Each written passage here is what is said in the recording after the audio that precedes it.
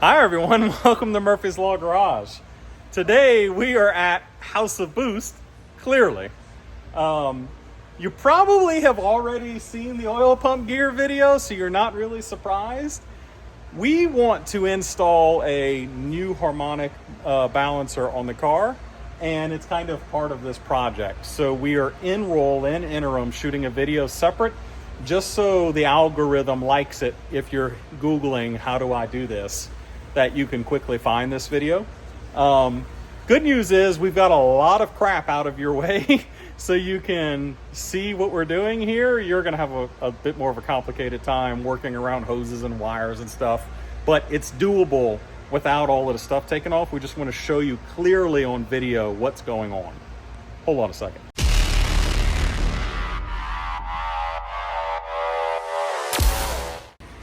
All right. Seth has the baby. He's holding it. Like, what? Can you stop staring at me? Okay. Looks like he's breastfeeding. Yeah. I think it's full. That dissociative stare off into the distance look. So clearly we've already removed this from the car, right? But this is actually of benefit to you. Listen to me. It's really so much easier to see this off of the car than it is in the car in the dark. So Jordan has in his hand a tool at which you would need to mortgage your house for to get one. They are available from Sham Fang Dong China on Amazon, but this is the nice one. You want to explain what you've got here? Yeah, this is the puller that we use to take off this style of balancer. And basically what it does, you slide it in there and it twists so it grabs the balancer hub. So like on the insides of the spokes of that hub. And then if you put it right there, you can kind of see how it grabs there. This goes inside the crankshaft.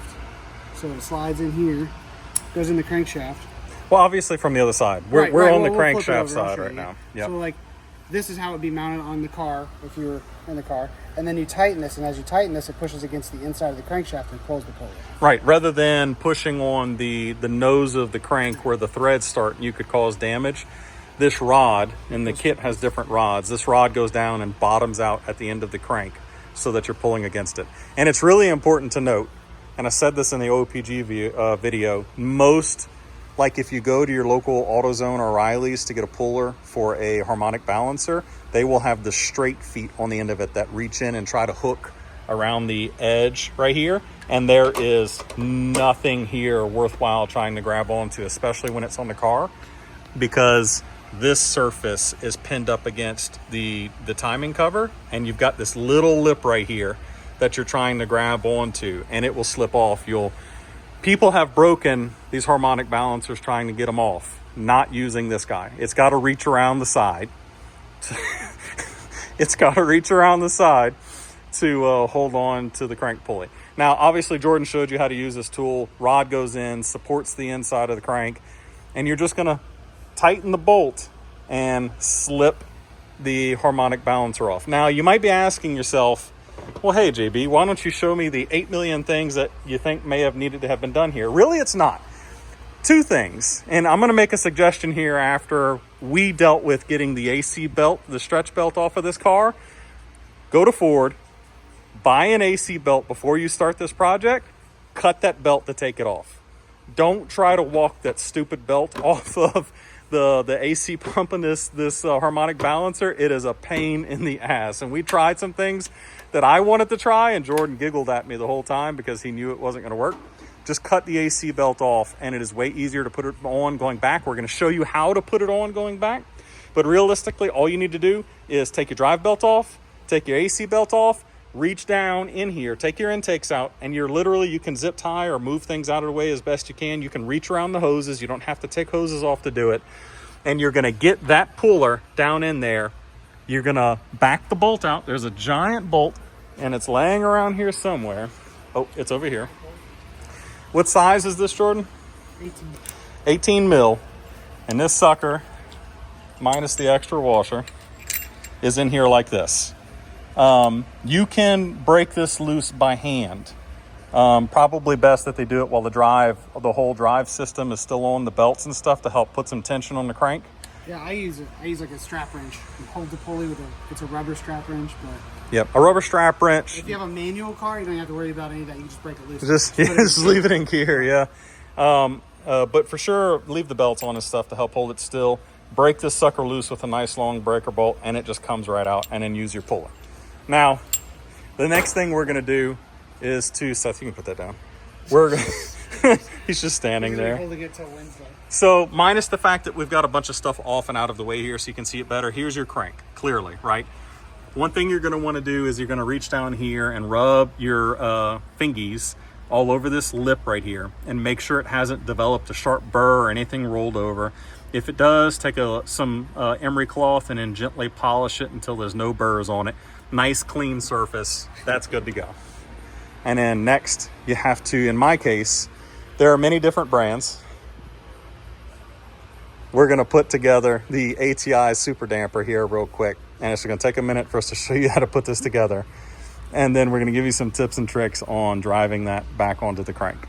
All right, so you're going to open this paperwork up and immediately identify that there's no instructions for the Coyote.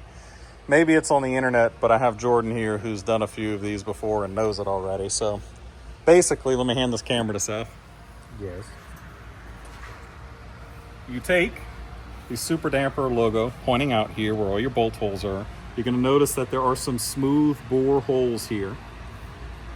And we're going to take this flange, which you can see has smooth bore holes in it, and we're going to line those up, inserting into here with the other smooth bore holes. And this is a super tight, I mean, let me see if I can get it to do it because it's not quite seated yet. Oh, it's super satisfying how that seats down in there. So you can see here, and it only goes one way. Like, I'm actually gonna have to rotate this again because it's off clock.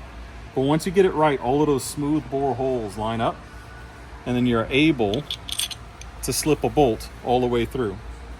Now that bolt is going to sink into 1, 2, 3 bolt holes on this flange. Let me slip this guy out real quick.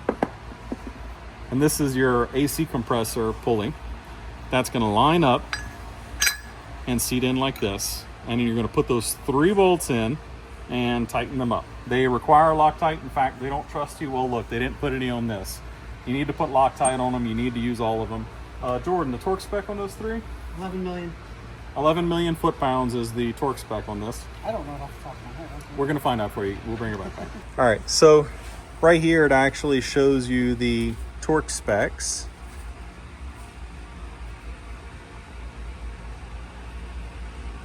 There it is. It shows you the torque specs here on the sheet for what these need to be. So the long skinny ones that we just showed you how to put in that go all the way through the harmonic dampener, those guys go to 120 inch-pounds with blue Loctite with the washers. Now, there's only one way whenever you're, it's like a flywheel, it's balanced. You have to keep rotating it until all of the holes line up because there's only one way to put this guy together.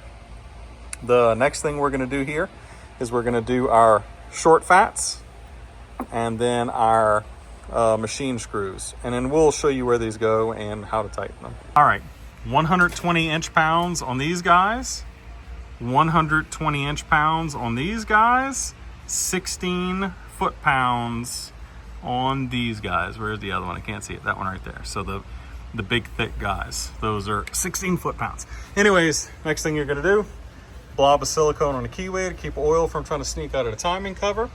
And then we're gonna slip it onto the crank and show you how to use the tool to push it on.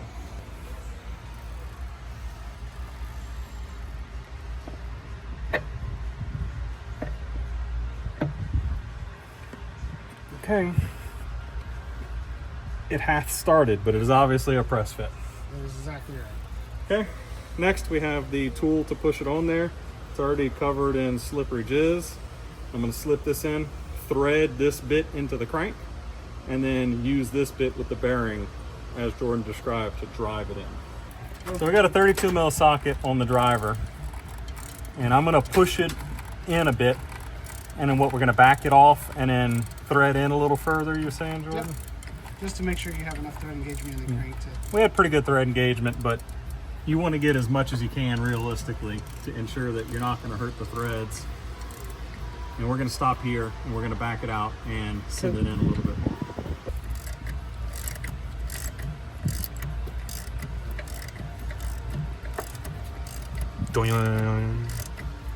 All right, so I want Seth to look in here real close. I want y'all to look at the distance between the back of the harmonic balancer and the timing cover. See how close that is. I'm gonna lay my finger in it, okay? This is very close. In fact, let me change the angle for you a bit. Let me get way down in here. This is very tight. See, three-quarters of a finger. Now, the only reason I'm showing you this, I'm gonna hand it back to Seth. The only reason I'm showing you this is and I'm gonna say it twice, just so that it sticks. The most common reason for breaking a crank snout that is agreed upon by all of the racers and automotive technicians is that harmonic balancer hasn't been seated all the way. Now, I had Jordan to help me here because he's felt these before to make sure that I knew where bottom was. And initially, when the tool started to bite and it got tight, I thought we had hit bottom. But then he gave it a good reef and it kept driving further. So that's why I stuck my finger in there to show you how far back it realistically needs to be. I guess they could take a measurement to the first groove on the pulley too if they were concerned whether or not they made it to bottom. Well, I think the easiest thing would be maybe just look at the AC compressor compared to the see if it lines up to it, right? That So helps. just double check yourself. Look at the alignment with the AC compressor, make sure everything looks in line. If you're using the driver tool like Jordan has, and we highly recommend it, you'll know when it hits bottom because the crank starts wanting to turn whenever you push into it. So get it all the way down to the bottom. Now we're gonna go ahead and get our FFRE crank saver stud set up here. And that hopefully will give us a little bit more defense for the crank snout here. Anyways, so, you know, interesting thing, just a quick sidebar. There are no instructions that come with this bolt. And if you look up a video from FFRE, there's a nice looking gentleman with gauged ears that tells you how to put it in. He wants you to ditty party every part of this. And then tells you to refer to an instruction book for torque specs that came with your bolt that doesn't come with the bolt. Not to mention the ditty party level of lube. That look at the amount of lube in this package for that. Like just lube on threads and the underneath of the head of this nut. Anyways, Jordan's got it in his hand. He's about to smoke it like a cigar. He's gonna thread it into the crank. And that bolt gets threaded down until it bottoms out, basically. And if you don't know what bottoming out feels like, I guess you're just gonna have to learn for the first time. And if it feels tight or snug like ours does, pull it out and check it. Make sure there's no burrs or anything going on there. Yeah, because it's supposed to just run down. Yeah. So, leave it over. And this wouldn't be called Murphy's Law Garage if we didn't have a problem on every third thing we did. So Yeah, absolutely. Yeah, if you want to know why we're saying that, just go look at the crank sprocket video and you'll find out. So we chased the threads and double checked the stud because it wanted to be a little snug going in. And once we chased the threads, it was fine. You can actually make a thread chase out of your stock bolt, which is something my grandpappy taught me. In this case, we're replacing the bolt, so you can take the stock bolt and just cut a groove in this, and when it runs in, it'll actually clean burrs up in the threads as it runs in. It's really good for chasing bolts. So basically what Jordan is doing here is he's sending it down to the bottom. You are not trying to make this tight. You're just making sure it runs down to the bottom and stops. Don't get in here and wail on it. right. All right, your air quotes washer is this big stepped guy right here. The smaller step seats into the pulley to support the nose of it. So we're gonna slip this in here over the stud and wiggle it down to the bottom. And then Jordan's gonna grab the nut here and we're gonna put a nut on it.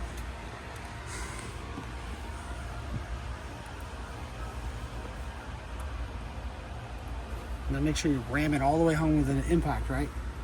Yes, no, don't do do that. Okay. Don't ever do that. Jordan's being fun and facetious because people probably do that, but we're gonna put a torque wrench on this, and the torque spec says 120 foot-pounds. If you're brave enough to get there, drop a comment down below. We're gonna go until it feels like the bolt's gonna break, which is apparently somewhere around 100 foot-pounds, and we'll let you know. When it's that big and that long, son, It can be real difficult. I'm more worried about the fucking strap wrench. I got a hold of it. Okay. You sure? I got a hold of it. It's just... It's not holding still. Well, no. It ain't got a hold of you. It's stretching still. Give it a minute. Keep going. I'll yell at you if I need to. Your hand is about to I'm fine. move. I'm fine. We're at 91. 100. No. Oh god, that doesn't feel okay. See? Like it has a certain stretchy feeling to it. Uh-huh.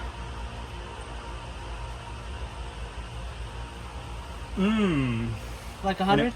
It's at 105 right now. I like 105. Um, I'm just saying, personally. why is it? Is it just Well, the strap? part of it is the wrench strap that's- is yeah, flexing. I bet you yeah, that's what it's it flexing. is. It is flexing. That's what I'm feeling. It feels Yeah, so, because the pulley it's is just slipping. yeah, just go ahead and do your thing, man. Got You it. got it. Woo! It didn't feel bad. I think what feels goofy to you is you're probably doing it by yourself with that strap wrench and it's moving around a lot. Yeah. But I 100% agree. If that strap wrench flexes a little bit, it's like, it feels like we're about to send this bolt to Nirvana. Yep. Yep. It is a thing. Okay, and you will have seen there that we, in fact, did not break that nut. It does, in fact, as Jordan said, feel like you're going to break something. But it's at 120 foot-pounds. I think it's possible that it's the torque wrench, the strap wrench that is slipping and flexing, but it does feel real rubbery whenever you start laying into it. Anyways, it's on there. Now, as I told you, don't try to struggle this stupid belt off the crank. Just cut it and get a new one. I mean, do you really want to go back in and replace this anyways if it's got some love on it? So mine's only got 11,000 miles on it. We're going to put it back. Just cut it and put a new one on. Now, I'm sure you've got some sort of fantastic trick to putting this back on again. No? Yep. I'm going to watch you struggle through it. Oh, great. Okay. I'm going to hand the camera to someone and we're going to watch me be in pain. All right. So I've got a wrench on the crank so that I can rotate clockwise. Generally with engines, most of them spin clockwise. Try to only spin clockwise. Got the belt fully on the crankshaft. And then Jordan has told me here the best way to do this is to start it on the bottom. Is that what I said? I didn't say it was the best way. I said that's the way you're going to do it. He said that's the way that I'm going to do it, jackass. We're going to start it on the bottom. I'm going to push the belt's first rib onto the pulley here and keep rotating the crank and pushing the ribs over, forcing it to walk its way onto the compressor. Now, considering what he just said is probably not going to be that easy. What he did warn me, and I immediately realized, keep your fingers out of the gap between the two. So I'm going to push at the bottom, begin to start that belt, and start rotating the crank. And we're going to hope for the best, apparently.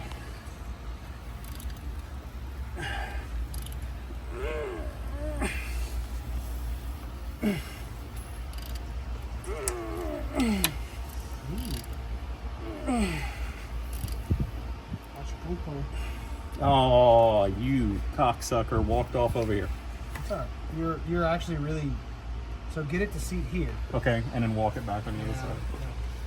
Maybe it'll help if I get a little slack over on this guy. There you go. It is. It's very tight because of that.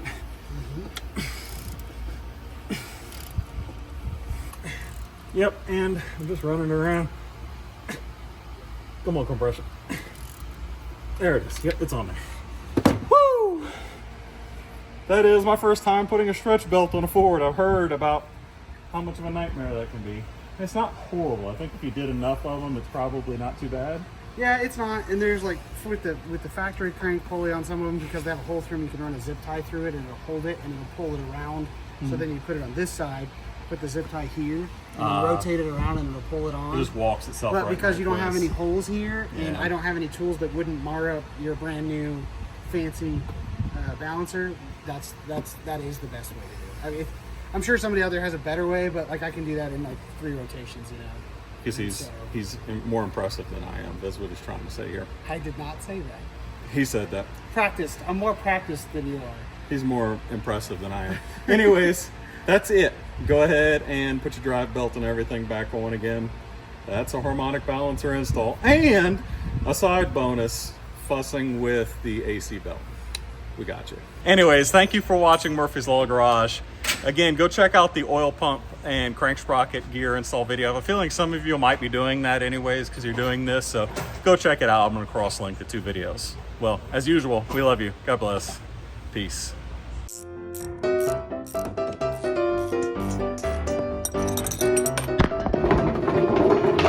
Dang it. Now, how much of this was rain and dust from the ride here? I don't know. They're pretty dirty. Just come off a motor belt? Yes.